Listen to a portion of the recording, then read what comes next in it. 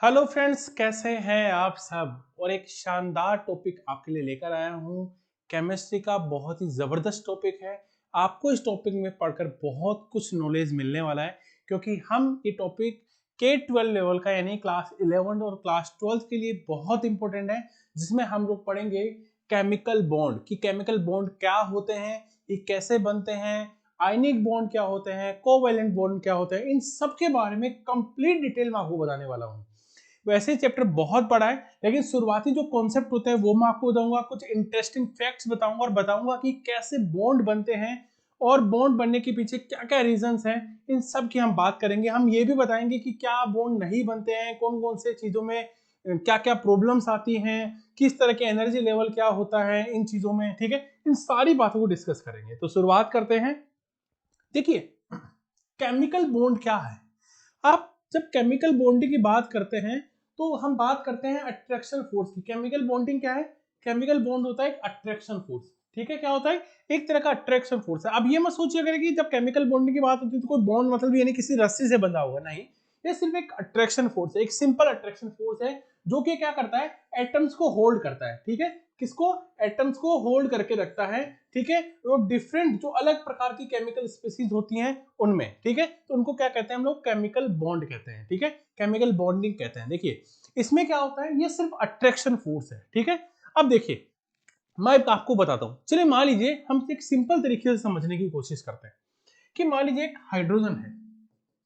ठीक है, एक दूसरा हाइड्रोजन इसके पास आता है और ये क्या बनाते हैं? H2 बनाते हैं। तो H2 कब बनाए? जब इनके बीच क्या हुआ? कुछ बॉन्डिंग हुई होगी, ये दोनों हाइड्रोजन एक दूसरे से बॉन्ड से जुड़े होंगे, तभी H2 बने होंगे। बिल्कुल सही है।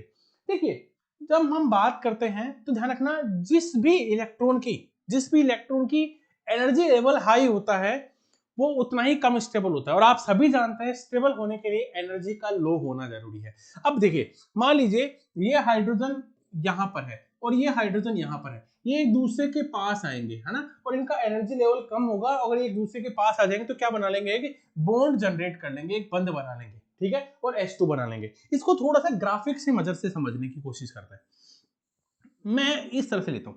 मान लीजिए कोई इलेक्ट्रॉन है। ठीक है, उसका एनर्जी लेवल क्या है वो ये डायरेक्शन बताएगी, और इनर न्यूक्लियर डिस्टेंस ये वाली चीज बताइए। ठीक है, अब एक बात बताइए, जब शुरुआत में जो एटम दूर दूर हैं तब इनका एनर्जी लेवल कुछ ऐसा होगा शायद। जब ये एक दूसरे से दूर है तो जैसे जैसे पास आते जाएंगे इनका एनर्जी लेवल क्या होता जाएगा? कम होता जाएगा। क्या होता जाएगा? इनका एनर्जी लेवल कम होता जाएगा। जब ये दूर थी तब इनका एनर्जी लेवल ये था। जैसे जैसे पास में आएंगे एनर्जी लेवल कम होगा, यानी एक दूसरे के पास आ जाएंगे तो क्या होगा? अट्रैक्शन बढ़ेगा, एक बॉन्डिंग बढ़ेगी। पास आएंगे तो एक दूसरे के अट्रैक्ट होंगे। तो यहाँ जो न्यूक्लियस यानी न्यूक्लियस जो इनका केंद्र है, उनके जैसे जैसे पास आते जाएंगे ऐसा इनका एनर्जी लेवल डाउन होता रहेगा, एनर्जी लेवल कम होगा, क्योंकि आप जानते हैं ज्यादा एनर्जी लेवल वाला तो स्टेबल ही नहीं होगा। तो एक टाइम ऐसा आएगा कि जब दो एटम्स के बीच डिफरेंस कितना होगा? 0.74 एंगस्ट्रोम। जब इतना डिस्टेंस यानी ये मिनिमम डिस्टेंस पे आ जाएंगे, मिनिमम डिस्टेंस, यहां पर एनर्जी लेवल क्या होगा? मिनिमम होगा। यहां पर एनर्जी लेवल क्या हो जाएगा? यहां पर एनर्जी लेवल हो जाएगा मिनिमम। ठीक है, अब जब एनर्जी लेवल यहां पर मिनिमम हो गया है तो इनके बीच बॉन्डिंग क्या होगी? स्ट्रॉन्ग होगी, सबसे ज्यादा स्ट्रॉन्ग होगी। जब मिनिमम पर एनर्जी लेवल जब मिनिमम होगा तब बॉन्डिंग क्या होगी? स्ट्रॉन्ग होगी, क्योंकि ये सबसे तब क्या होंगे?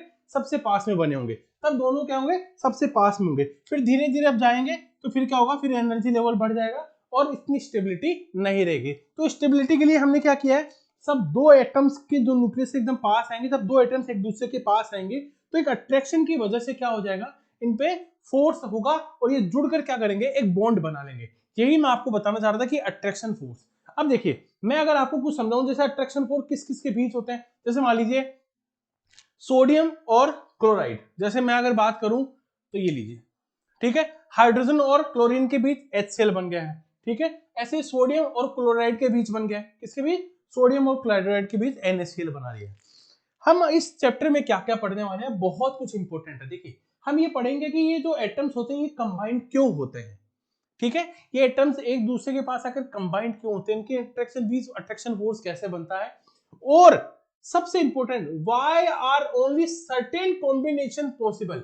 देखिए आप देखते होंगे कुछ ही कॉम्बिनेशन पॉसिबल है, जैसे HCl ही बनाए, कभी आपने सुना है H2Cl बनाओ, नहीं बनाना। तो इसलिए जो कुछ सर्टेन कॉम्बिनेशन ही पॉसिबल क्यों है, ये हम लोग इस चैप्टर में बात करेंगे। हम चैप्टर में बात करेंगे कि क्यों, व्हाई डू मॉलिक्यूल है ना पोसेस डिफाइनेट शेप, यानी इनका जो शेप होता है वो डेफिनेट शेप ही क्यों होता है, ठीक है, डेफिनेट शेप ही क्यों होता है, उनका फिक्स शेप होता है, कुछ मॉलिक्यूल्स का स्ट्रक्चर चेंज नहीं होता, ठीक है, ये ऐसा क्यों होता है। साथ में हम देखेंगे कि जो कुछ एटम्स ही क्या करते हैं, कंबाइन होते हैं, ठीक है, और दूसरे कंबाइंड क्यों नहीं होते एटम्स के साथ, ठीक है, जो बिल्कुल नाराज है वो किसी से कंबाइंड नहीं होते, किसी के साथ बॉन्डिंग नहीं बनाते, ऐसा क्यों होता है। इन सारी चीजों को एक एक करके पढ़ने वाले हैं। देखिए हम शुरुआत में समझेंगे कि केमिकल बॉन्डिंग क्या है और ये कैसे काम करती है, कितने टाइप के होते हैं, धीरे धीरे चैप्टर्स को आगे बढ़ाएंगे। देखिए केमिकल बॉन्ड, अगर मैं बात करूं, केमिकल बॉन्ड दो तरह के होते हैं, एक तो प्राइमरी बॉन्ड, ठीक है, और एक होता है सेकेंडरी बॉन्ड। देखिए प्राइमरी बॉन्ड और सेकेंडरी बॉन्ड का एक सिंपल फॉर्मेट क्या है कि सबसे पहले जो बॉन्ड बनेंगे दो एटम्स के बीच वो क्या बनेंगे, प्राइमरी बॉन्ड बनेंगे। सबसे पहले क्या बनेगा, प्राइमरी बॉन्ड बनेगा, और प्राइमरी बॉन्ड जब बन जाएंगे उसके बाद कौन से बॉन्ड बनेंगे, हमारे पास सेकेंडरी बॉन्ड बनेंगे। यानी सेकेंडरी बॉन्ड बनने के लिए सबसे ज्यादा जरूरी क्या है, प्राइमरी बॉन्ड का बनना। आप ऐसे याद कर सकते हैं, आप पहले प्राइमरी स्कूल में जाते हैं, फिर आप सेकेंडरी स्कूल में जाते हैं। जब आप प्राइमरी बॉन्ड की बात करते हैं तब आप देखते हैं कि प्राइमरी बॉन्ड भी तीन तरह के हो, आयनिक बॉन्ड होते हैं, कोवैलेंट बॉन्ड होते हैं और मेटालिक बॉन्ड होते हैं। तीन चीजें हैं, बहुत इंपॉर्टेंट है। क्या क्या आप देख पा रहे हैं, सिंपल सा कि प्राइमरी बॉन्ड तीन तरह के होते हैं, आयनिक, कोवैलेंट और मेटालिक बॉन्ड। साथ में अगर मैं बात करूं कि सेकेंडरी में बात करते हैं तो सेकेंडरी में होता है डाइपोल बॉन्ड्स होते हैं, फिर उनके भी कुछ क्लासिफिकेशन है ना, ये जैसे होता है नॉन पोलर में, ठीक है, ये पोलर मॉलिक्यूल्स होते हैं, ये परमानेंट होते हैं, ठीक है। तो तीनों चीजों को डिस्कस करते हैं। हम सबसे पहले प्राइमरी मॉलिक्यूल्स के बारे में बात करेंगे कि जो प्राइमरी अट्रैक्शन के कारण जो प्राइमरी बॉन्ड बन जाते हैं, ठीक है, ये कैसे होते हैं। अब एक चीज और ध्यान रखना, बहुत इंपॉर्टेंट पॉइंट है और आप कंपिटिटिव एग्जाम के लिए इंपॉर्टेंट है। जो प्राइमरी बॉन्ड होते हैं वो सिर्फ एटम्स के बीच बनते हैं, किसके बीच बनते हैं, एटम्स के बीच बनते हैं, जबकि जो सेकेंडरी या वंडर वॉल बॉन्ड होते हैं वो मॉलिक्यूल्स के बीच बनते हैं, ठीक है, ये इंपॉर्टेंट है। अब हम बात करेंगे एक एक करके कि आयनिक बॉन्ड क्या है, किन किन के बीच बनते हैं, ठीक है, इसके साथ हम पढ़ेंगे कि कोवेलेंट बॉन्ड क्या है, किसके बीच बनते हैं, ठीक है, मेटालिक बॉन्ड क्या है, किन के बीच बनते हैं। अब देखिए केमिकल बॉन्डिंग का आयनिक स्ट्रक्चर देखते हैं। सबसे पहले हमने देखा कि एक मेटल लिया और हमने मेटल के एक एटम के साथ दूसरे नॉन मेटल के एक एटम से कंबाइन करवाया।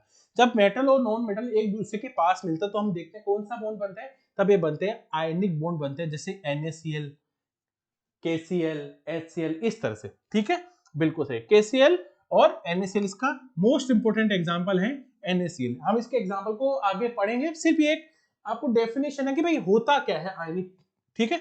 अब नेक्स्ट, अब बात करते हैं दूसरे टाइप की, कोवैलेंट बॉन्ड। कोवैलेंट बॉन्ड में देखते हैं कि एक नॉन मेटल दूसरे नॉन मेटल के एटम के पास आता है, एक दूसरे से कंबाइन होते हैं और क्या बनाते हैं, कोवैलेंट बॉन्ड बनाते हैं, जैसे हाइड्रोजन, जैसे H2C2O2 N2। यानी यहाँ पे देखा होगा आपने, दो नॉन मेटल के एटम्स एक दूसरे के पास आते हैं, जुड़ते हैं और कौन सा बॉन्ड बनाते हैं, कोवैलेंट बॉन्ड बनाते हैं।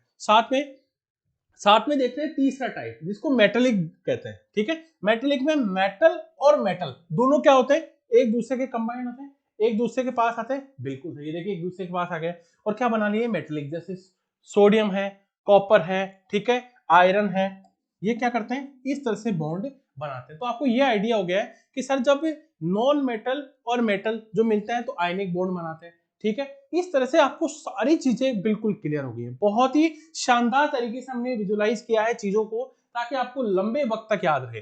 अब बेसिक स्ट्रक्चर जैसे जैसे तैयार होता जा रहा है आपको चीजें समझ में आती जा रही है। अब हम बात कर रहे हैं किसके बारे में, हम केमिकल बॉन्डिंग के बात कर रहे हैं। देखिए हमने पढ़ा अभी आयोनिक बॉन्ड, हमने पढ़ा अभी कोवैलेंट बॉन्ड, अभी हमने पढ़ा पोलर कोवैलेंट बॉन्ड।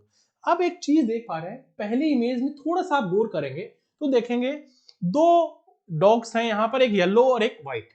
यहाँ देख रहे हैं कि येलो और व्हाइट कलर के डॉग्स एक एक हड्डियां लेकर आते हैं, एक एक बोन्स अपने पास लाते हैं, और इनमें से जो ज्यादा ताकतवर है यानी व्हाइट वाला तो इससे थोड़ा पावरफुल है, तो वो क्या करता है, इस येलो वाले की बोन्स को भी अपने पास ले लेता है। यानी आप देख रहे हैं कि आयनिक बॉन्ड में इलेक्ट्रॉन का क्या हुआ है, यहाँ पर ट्रांसफर हुआ है, तो यहां पर भी क्या होगा, इनके बीच इलेक्ट्रॉन्स की लड़ाई होगी और जो ज्यादा पावरफुल है वो क्या करेगा, इलेक्ट्रॉन ट्रांसफर करके, है ना, ट्रांसफर होकर इलेक्ट्रॉन चला जाएगा और ज्यादा पावरफुल वाला इसको ले लेगा। दूसरे वाले में देख रहे हैं कि दोनों बराबर हैं, दोनों बराबर पावरफुल हैं, तो दोनों एक एक हड्डियां ला रहे हैं, दोनों एक एक बोन्स ला रहे हैं और दोनों, है ना, शेयरिंग कर रहे हैं। क्या कर रहे हैं, दोनों शेयरिंग कर रहे हैं, एक बॉन्ड जनरेट कर रहे हैं जिसको कोवैलेंट बॉन्ड कर रहे हैं। ठीक है, दूसरी तरफ तीसरी इमेज में हम थोड़ा सा गौर करेंगे तो ये पोलर कोवैलेंट बॉन्ड है। इसमें क्या हो गया है, एक येलो कलर वाला भी एक बॉन्ड लेकर आता है और ये जो व्हाइट से थोड़ा सा डिफरेंट है ये भी एक कलर लेकर आता है। ठीक है, ब्लैक कलर वाला डॉग। अब देख रहे हैं कि इसमें जो ज्यादा पावरफुल है, यानी ज्यादा, है ना, इलेक्ट्रोनेगेटिव जिसके पास ज्यादा है वो क्या करेगा, ज्यादा शेयरिंग ले लेगा। देखेंगे, आप देखेंगे तो 70% हिस्सा क्या चला गया है, इस वाले के पास चला गया। तो ये कोवैलेंट बॉन्ड से थोड़े से डिफरेंट होते हैं। ठीक है, तो ज्यादा नेगेटिविटी वाला होगा वो ज्यादा हिस्सा अपनी ओर देगा। अब चीजों को हम और आसानी से समझते हैं, हम आयनिक बॉन्ड की डेफिनेशन पे आते हैं। हमें सबसे पहले पता होना चाहिए कि आयनिक बॉन्ड क्या होते हैं, और आप इनको इलेक्ट्रोवैलेंट बॉन्ड भी कहते हैं। क्या कहते हैं, आप इनको इलेक्ट्रोवैलेंट बॉन्ड भी कहते हैं। अगर आप ये सोच रहे होंगे कि सर ये डॉग क्या थे, डॉग क्या थे, तो यहाँ पर डॉग को हम लोग एटम मानते हैं। क्या है, डॉग यहाँ एटम्स है और उनके बीच इलेक्ट्रॉन शेयरिंग की लड़ाई चल रही है ना। वो बोन्स क्या थी, इलेक्ट्रॉन्स थी। ठीक है, उनकी लड़ाई चल रही है, वो कह रहा है मेरा हिस्सा है, वो कह रहा है मेरा हिस्सा है। जो ज्यादा पावरफुल होता है वो अपना हिस्सा ले जाता है। ठीक है, तो यहाँ पर डॉग क्या है, एटम्स है। और एटम्स का मतलब क्या है, उन एटम क्या है, डिफरेंट इलेक्ट्रोनेगेटिविटी।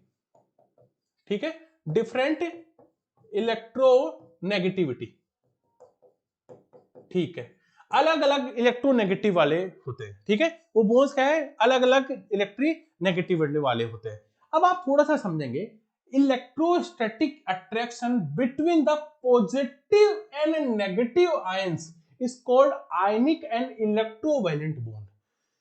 बहुत सी सिंपल तरीके से बात की गई है यहाँ, डेफिनेशन को इतने आसान तरीके से लिखा गया है कि जो इलेक्ट्रोस्टैटिक अट्रैक्शन है वो किसके बीच, पॉजिटिव और नेगेटिव आयंस के बीच। किसके बीच, पॉजिटिव और नेगेटिव आयंस के बीच। जैसे मैं अगर बात करूं तो यहां एक पॉजिटिव आयन ले लेता हूं, एक नेगेटिव आयन ले लेता हूं। ठीक है, और ये पॉजिटिव और नेगेटिव आयंस के बीच क्या बन जाता है, एक बॉन्डिंग बन जाए, एक बॉन्डिंग बन जाए। तो आपको पता है ये जो फोर्स है, अट्रैक्शन जो फोर्स है, ये किस चीज पर डिपेंड करता है, ये किस चीज पर डिपेंड करता है, Q1 और Q2, या ये फोर्स किस पर डिपेंड करता है, आर स्क्वायर। ठीक है, इन चीजों पर डिपेंड कर रहा है। तो यहां पर हमें पता लग रहा है कि कौन ज्यादा पावरफुल है। ठीक है, कहां पर ज्यादा अट्रैक्शन फोर्स बनेगा। तो जो इलेक्ट्रोस्टैटिक अट्रैक्शन है वो पॉजिटिव और नेगेटिव के बीच होता है। जैसे सोडियम, सोडियम के ऊपर कैसा चार्ज है, पॉजिटिव चार्ज है। इसका मतलब ये क्या कर रहा है, इलेक्ट्रॉन देगा, है ना, डोनेट करेगा इलेक्ट्रॉन को। और क्लोराइड क्या है, इसको क्या करेगा, इस इलेक्ट्रॉन को एक्सेप्ट कर लेगा और अपने आप पे कैसा चार्ज ले आएगा, नेगेटिव चार्ज। अब आप सिंपल सा समझिए, मैंने इस चीज में दो चीजें बोली, पॉजिटिव और नेगेटिव, यानी एक पॉजिटिव और नेगेटिव आयन, यानी एक मेटल और एक नॉन मेटल आएगा, है ना, और ज्यादा जो पावरफुल होंगे, है ना, क्योंकि जो डिफरेंस होगा वो इसी की वजह से होगा, है ना। तो एटम में क्या होगा, एक मेटल और नॉन मेटल मिलकर ये आयनिक बॉन्ड बना लेंगे। थोड़ा सा एक चीज और बताऊं, आप अगर थोड़ा सा ध्यान रखें ना, यहाँ एक वर्ड लिखा है इलेक्ट्रोवैलेंट, यानी इलेक्ट्रोवैलेंसी क्या होती है। ठीक है, अब इलेक्ट्रोवैलेंसी को हम लोग डिस्कस करने वाले हैं। देखो, इलेक्ट्रोवैलेंसी होती है जो पॉजिटिव और नेगेटिव आयंस के बीच तो होता है, उसको इलेक्ट्रोवैलेंट बॉन्ड कहते हैं। थोड़ा सा समझने की कोशिश करें, इलेक्ट्रोवैलेंस क्या है, इलेक्ट्रोवैलेंस क्या है, यानी किसी को इलेक्ट्रॉन, कितने इलेक्ट्रॉन दे सकता है या कोई कितने इलेक्ट्रॉन ले सकता है, ये इलेक्ट्रोवैलेंस होता है। क्या होता है, इलेक्ट्रोवैलेंस होता है। इलेक्ट्रोवैलेंस होता है कि कोई कितने इलेक्ट्रॉन दे पाएगा, कोई कितने इलेक्ट्रॉन एक्सेप्ट करता है। लेकिन इलेक्ट्रोवैलेंसी थोड़ी डिफरेंट है। जैसे मैं अगर यहां लिखूं, अगर मैं ये बात करूं, तो आप थोड़ा सा समझने की कोशिश करें, सोडियम के ऊपर कैसा चार्ज है, एक पॉजिटिव चार्ज है। इसका मतलब ये क्या कर सकता है, एक इलेक्ट्रॉन। ठीक है, इसको दो दे चुका है, Ca2+ यानी है दो इलेक्ट्रॉन डोनेट करने की, Al3 यानी तीन इलेक्ट्रॉन, Cl- यानी एक इलेक्ट्रॉन एक्सेप्ट करता है। तो ये क्या बताता है, देखो इलेक्ट्रोवैलेंस और इलेक्ट्रोवैलेंसी में डिफरेंस क्या है। इलेक्ट्रोवैलेंस नेगेटिव और पॉजिटिव हो सकता है, लेकिन इलेक्ट्रोवैलेंसी नहीं होती। ठीक है, इलेक्ट्रोवैलेंसी को आप नेगेटिव पॉजिटिव आइडेंटिफाई नहीं करते हैं। अब देखिए, ये चीजें समझ में आ चुकी हैं। तो आपको पता है कि सोडियम ने एक इलेक्ट्रॉन दिया और क्लोराइड ने एक इलेक्ट्रॉन लिया। ठीक है, और सोडियम क्लोराइड बना। अब इस चीज में एक फील करेंगे कि सोडियम और या क्लोरीन के बीच रिलेशन बताऊं कैसे है। सोडियम, अब क्लोरीन सोडियम से कहता है कि तुम मुझे, है ना, जैसे ही सोडियम ने उसको एक इलेक्ट्रॉन दिया और उसने क्या कह दिया कि तुमने मुझे क्या कर दिया है, कंप्लीट कर दिया है, तुमने मुझे क्या कर दिया है, कंप्लीट कर दिया, यू कंप्लीटेड मी। देखो जैसे रिलेशन में क्या होता है कि तुमने मुझे कंप्लीट कर दिया है, यू कंप्लीटेड मी, तुमने क्या कर दिया है, मुझे कंप्लीट कर दिया है। क्या कर दिया है, तुमने मुझे कंप्लीट कर दिया है, मुझे जिस चीज की जरूरत थी तुमने वो दे दिया है, और तुमने मुझे स्टेबल बना दिया है। क्या बना दिया है, स्टेबल बना दिया है। ध्यान रखना, जो भी इलेक्ट्रॉन्स होते हैं वो अपनी स्टेबिलिटी के लिए भागते हैं, और जैसे स्टेबल हो जाते हैं वो बहुत खुश होते हैं, क्योंकि उन्होंने, देखो हर आदमी क्या चाहता है, अपनी लाइफ में स्टेबल होना चाहता है, हर रिलेशन में स्टेबिलिटी चाहता है, वैसे ही ये भी क्या चाहते हैं, थोड़ी स्टेबिलिटी चाहते हैं। आप यहाँ देख पा रहे हैं कि जो सोडियम और जो क्लोराइड है, देखिए ये इलेक्ट्रॉन्स क्या हो रहे हैं, एक दूसरे के पास आते हैं, ठीक है। सोडियम अपना एक इलेक्ट्रॉन इसको देता है, और ये क्या करते हैं, अपनी वैलेंसी को, ऑक्टेव लो को पूरा करते हैं, और रिलेशन में आ जाते हैं, और अपनी स्टेबिलिटी को बढ़ा लेते हैं। एक चीज देखिए, इस वर्ड को, इस डेफिनेशन को समझना बहुत जरूरी है, ये बहुत ही इंपॉर्टेंट है, और यहां सबसे ज्यादा इंपॉर्टेंट है ऑक्टेट, ठीक है।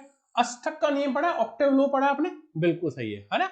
वो पीरियोडिक टेबल में थोड़ा सा डिफरेंट है, ठीक है। ये ऑक्टेट है। कोई भी एटम अपने लाइफ में स्टेबल होने के लिए ऑक्टेव लो को फॉलो करता है।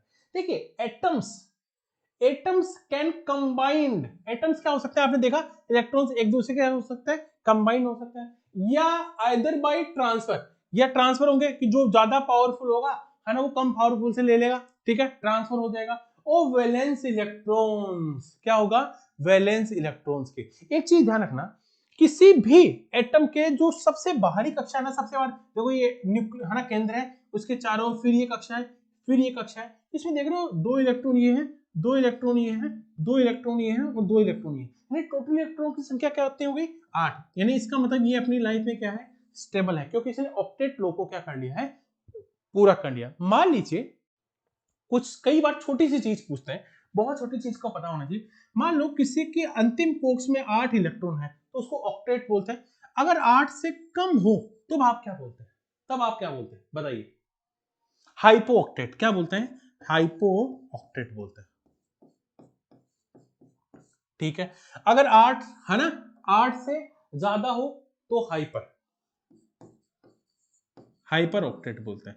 तो ये समझ में आ गया, 8 इलेक्ट्रॉन से कम इलेक्ट्रॉन हो, 8 से ज्यादा इलेक्ट्रॉन हो, ठीक है, बिल्कुल सही है। जैसे आप कुछ नाम बता सकते हैं, जैसे नियोन है, ऑर्गन है, क्रिप्टॉन है, जैसे नियोन है, ऑर्गन है, ठीक है। और क्या होता है, जैसे क्रिप्टॉन होता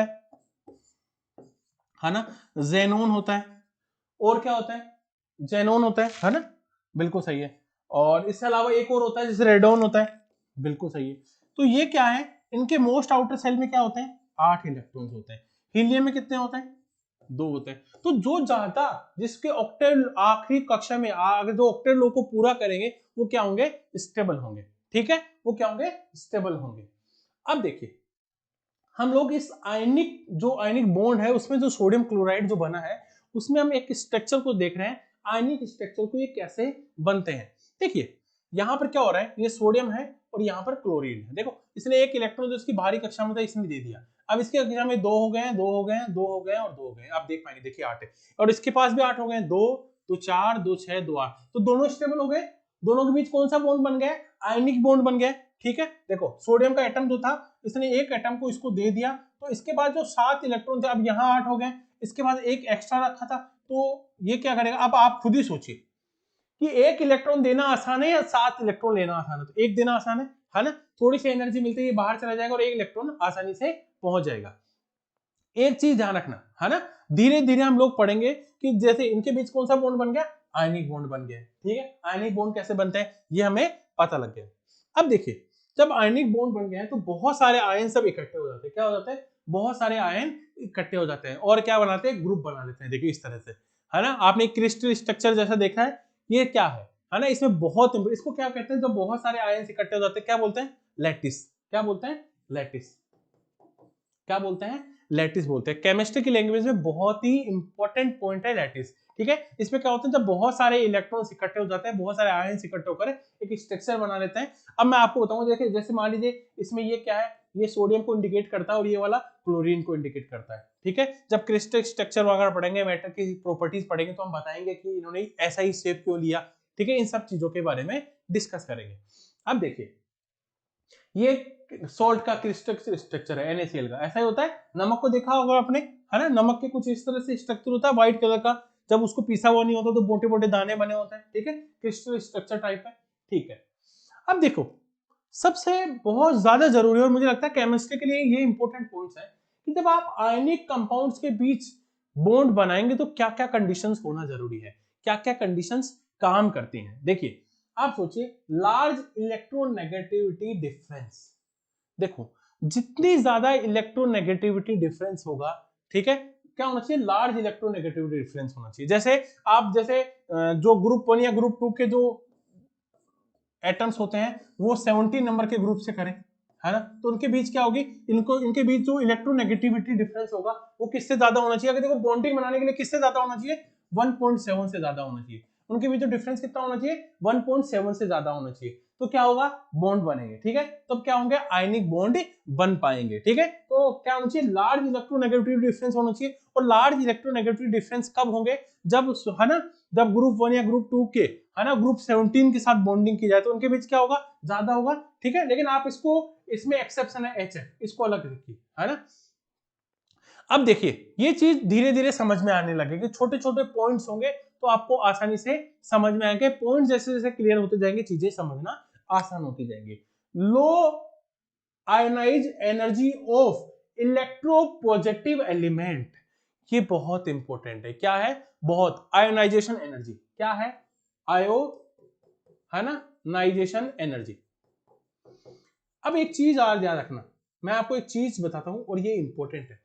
आयोनाइजेशन एनर्जी जितनी कम होगी, लो होगी, है ना, आयनिक कैरेक्टर उतना ही ज्यादा होगा। क्या होगा, आयनाइजेशन एनर्जी जितनी कम होगी, आयोनाइजेशन कैरेक्टर उतना ही ज्यादा होगा, ठीक है।